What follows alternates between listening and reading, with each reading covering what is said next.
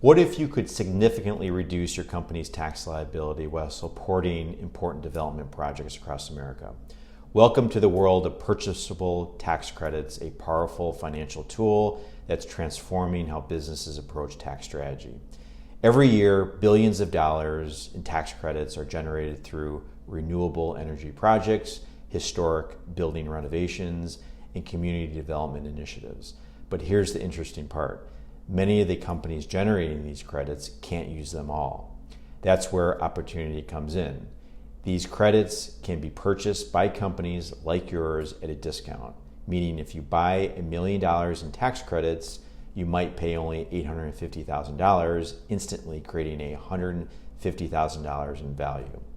Join me as I explain how purchase tax credits work, where to find them, and how they can become a valuable part of your company's tax strategy. Okay, I'm going to go through a couple slides here on the purchasable tax credits. So this kind of started back in 2022, just a couple years ago, as part of the Inflation and Reduction Act, where the IRS allowed companies that had tax credits and they couldn't utilize them for whatever reason to transfer them to other companies that could utilize them. And that's the concept of this transferable tax credit. So these are tax credits that can be transferred from one entity to another. The original credit earner sells credits they can't fully utilize. Buyers can acquire the credits at a discount to face value. And common tax credits are renewable energy, historical preservation, economic development. So these industries, these categories are the ones that earn the original tax credit, but for whatever reason they can't use it. So the payment method for this is you got to buy it with cash. So ACH, but it's a cash transaction. Okay. The timing of the payment must occur no earlier than the first day of the seller's tax year. Okay. And no later than the tax return filing date for the year the credit was generated. Right. So, this kind of makes sense, right? You can't get a tax credit where the credit was earned originally, but you're getting it before they even get it. So you're going to get it, if you're the buyer, you're going to get it after the fact. Transaction requirements must be conducted in cash between unrelated parties. Okay. Credits can only be sold once, right? So if you're the seller, you sell it to a buyer, the buyer can't resell those credits, right? So the buyer is the only one that can be using these credits. And as I noted, the credits can be sold at a discount, right? Because the person that earned them, right, it was just part of the tax code, and that's, they got it, they got this benefit for building whatever. So, and they can never utilize it. So now it's kind of a negotiation between the buyer and seller. So companies can buy and sell credits through various channels. One of these is ever.green. So if you go to ever.green, it's essentially a marketplace, right? So it's a marketplace of buyers, a marketplace for sellers, right? So if you're a buyer, you're going to click on this and there's different options that you can kind of go through to kind of buy these credits. Okay. If you're a seller, so if you're a company out there and you got these credits sitting on your balance sheet that you won't be able to utilize, here's an option to sell those at a discount and kind of boost up your cash flow there. And then there's brokerage companies out there like Cherry Tree Group. There's law firms out there, Clock Tower tax credits. You can buy them directly from the developers, or even banks and other financial institutions kind of partake in this. There's a question out there, can individuals buy tax credits? Yes. So if you're an individual and you got a tax liability, you can buy these credits.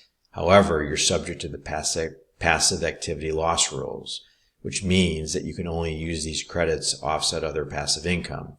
So passive income, this is income that you've earned where you weren't materially participating in that activity. So think of like investments, right? Or if you invest in a company, but you're kind of like a passive investor, right?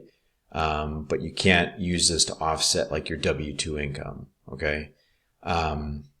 So keep that in mind. Again, you can't like resell it and you got to buy it in cash.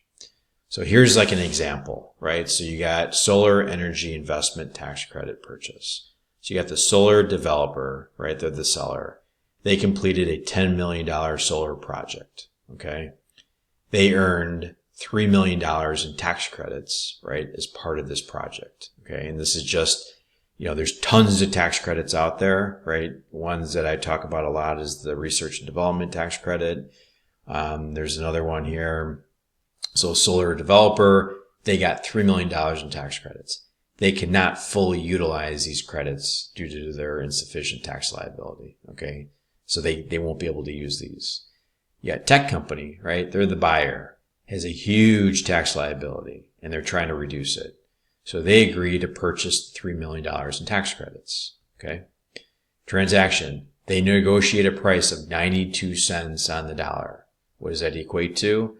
Tech company is going to pay about $2.76 million in cash, right?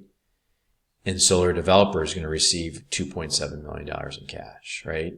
But the tech company is going to be able to utilize $3 million in tax credits. So they paid less, right? And this is their benefit to tech company. Solar developer monetized the credits it couldn't use. Okay, and here's the timing. So something to think about.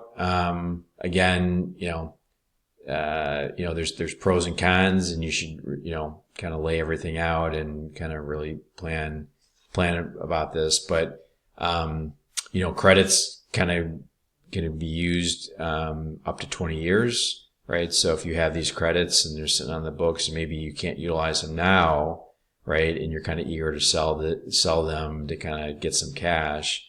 But this is going, thinking about, financial projections and stuff like that. Maybe 5 years from now, you might be able to use those. So don't be quick on selling them. But again, if you have this huge tax liability and you're kind of looking to kind of reduce that, check out Ever.Green or some of these other, companies I've kind of talked about here.